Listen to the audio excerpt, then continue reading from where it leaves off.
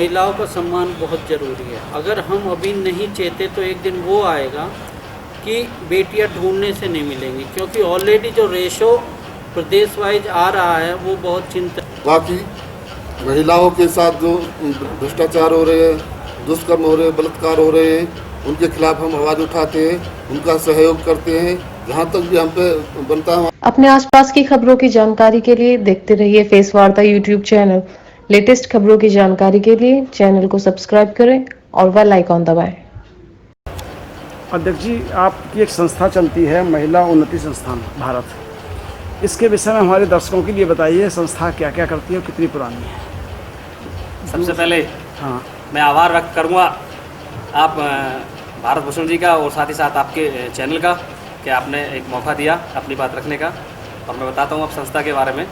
हमारी संस्था का नाम है महिला उन्नति संस्था, जो पूरे भारत में चलाई जाती है और बच्चियों के लिए, महिलाओं के लिए उनके शिक्षा से संबंधित ऐसे कार्य जो महिलाओं से संबंधित हैं, बच्चियों से संबंधित हैं, उस मामलों को लेकर उनकी बातों को, उनकी आवाज़ को बुलंद करना, उनकी शिक्षा को लेकर नुक्कड़ नाटक के माध्यम से गांव-गांव जाकर पर्यावरण के साथ साथ कई चीज़ों में भी हम लोग जो सोशल एक्टिविटी है अपनी विशेष महिलाओं के कार्य को के साथ साथ उसे भी लेके साथ चलते हैं। तो अभी हमारा जो संस्था का गठन है वो 8 राज्यों में है। और साथ ही साथ मैं अब चाहूँगा कि हमारे महासचिव हमारे साथ हैं, उपाध्यक्ष भी हमारे साथ हैं, साथ ही साथ प्रदेश के महासचिव ओमदत्त शर्मा जी भी हमारे साथ हैं। तो मैं चाहूँगा कि वो भी अपनी अपनी बातें आपको संस्था के बारे में बताएंगे और मैं चाहूँगा कि उसके बाद हमारे उपाध्यक्ष अपनी बात रखेंगे। नमस्कार जी, मैं महिला उन्नति संस्था भारत राष्ट्रीय उपाध्यक्ष रणबीर चौधरी भारत भूषण जी को बधाई देता हूँ। हमारी संस्था महिला उन्नति संस्था पूरे भारतवर्ष में काम करती है, विशेष करके 8 राज्यों में सक्रिय है। उसके साथ साथ हमारी संस्था बच्चों को पढ़ाने के लिए एडमिशन से लेके कॉपी किताब मुफ्त वितरण करती है हमारी संस्था अपनी तरफ से, अपने सहयोग से। बाकी महिलाओं के साथ जो भ्रष्टाचार हो रहे हैं, दुष्कर्म हो रहे हैं, बलात्कार हो रहे हैं, उनके खिलाफ हम आवाज़ उठाते हैं, उनका सहयोग करते हैं जहाँ तक भी हम पे बनता है वहाँ तक पहुँचते हैं उनकी मदद करने के लिए। और सभी तरह की ये लॉकडाउन के अंदर भी हमने बहुत मास्क वगैरह बांटे थे। उसके साथ साथ ही हमने नुक्कड़ नाटक के थ्रू उसके साथ साथ जागरूक किया था बच्चों को।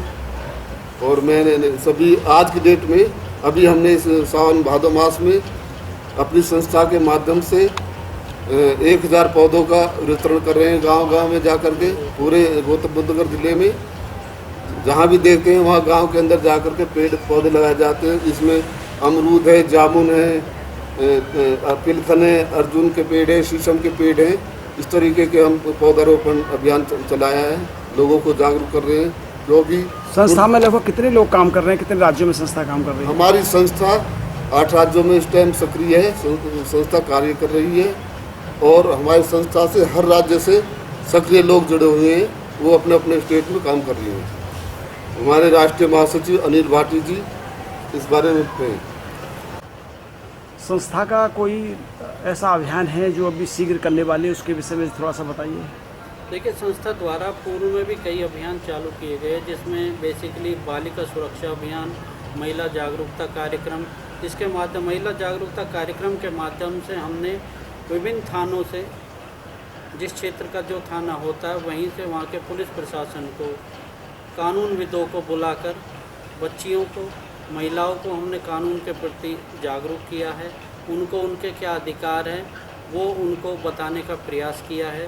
बालिका सुरक्षा अभियान के अंतर भी हमने स्कूलों में जाकर बच्चियों को कानून के बारे में जानकारी दी है।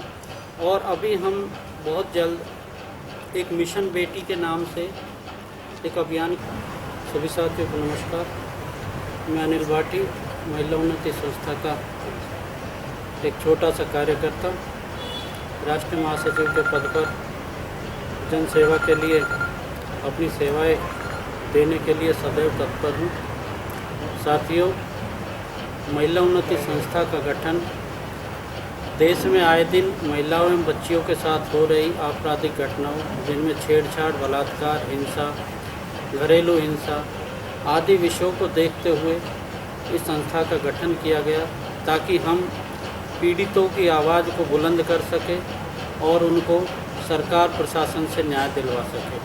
साथ ही जो भी ज़रूरतमंद महिलाएं हैं उनके लिए जितना संभव हो सकता है हम प्रशासन के द्वारा खुद अपने स्तर से उन महिलाओं की जितना संभव हो सकता है हम सहायता करते हैं। माननीय संस्थापक डॉक्टर राहुल वर्मा जी के नेतृत्व में हम बार बार ज्ञापन के द्वारा भी प्रशासन को, सरकार को हम चेताते रहते हैं। क्या संस्था को भी सरकार से सहायता मिलती है या आप ही लोग डिस्ट्रीब्यूट? दरअसल अभी हमने सरकार से या प्रशासन से कोई सहायता प्राप्त नहीं की है, क्योंकि हम लोग सभी जितने भी संस्था के पदाधिकारी हैं, कार्यकर्ता है, आपस में कंट्रीब्यूशन करके हम अपनी संस्था को चला रहे हैं। जिन लोगों की मदद हो जाती है हम मदद भी कर रहे हैं, लेकिन अभी तक हमने सरकार या प्रशासन से कोई भी सहायता राशि प्राप्त नहीं की है। और मैं कहना चाहूँगा कि ऐसी स्थिति क्यों आ गई है हमारे देश में। जिस देश में सीता, राधा, माँ दुर्गा जैसी महिलाओं को पूजा जाता है, एक छोटी बच्ची कन्या के रूप में जिसको दुर्गा का रूप समझकर हम पूजते हैं, उस देश में हम महिलाओं की इस स्थिति को देखते हैं तो बहुत दुख होता है। ये वही देश है जहाँ गंगा, यमुना जैसी पवित्र नदियाँ को हम आचमन करते हैं, उनको पवित्र समझकर उनका मान सम्मान, उनकी पूजा अर्चना करते हैं।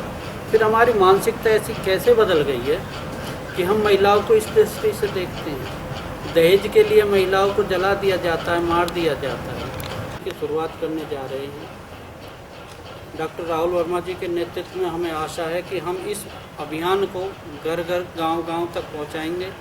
सभी साथियों, उपाध्यक्ष जी, चौधरी साहब, शर्मा जी काफ़ी हमारा सहयोग करते हैं, और भी सभी कार्यकर्ता अपने अपने क्षेत्र में बहुत अच्छा कार्य कर रहे हैं। तो इस मिशन बेटी के तहत हम लोगों को 10 पॉइंट के अंतर्गत लोगों को ये समझाने का प्रयास किया है कि महिलाओं का सम्मान बहुत ज़रूरी है। अगर हम अभी नहीं चेते तो एक दिन वो आएगा कि बेटियां ढूंढने से नहीं मिलेंगी, क्योंकि ऑलरेडी जो रेशो प्रदेश वाइज आ रहा है वो बहुत चिंतनीय है। 1000 लड़कों पे मात्र 800, 850, 900 इस तरह का रेशो लड़कियों का आ रहा है, जो आने वाले समय में और बढ़ता जा रहा है। तो इन्हीं मुद्दों को लेकर हमने ये एक मिशन बेटी अभियान शुरू किया है, जिसका बहुत ही जल्द हम शुरू करेंगे।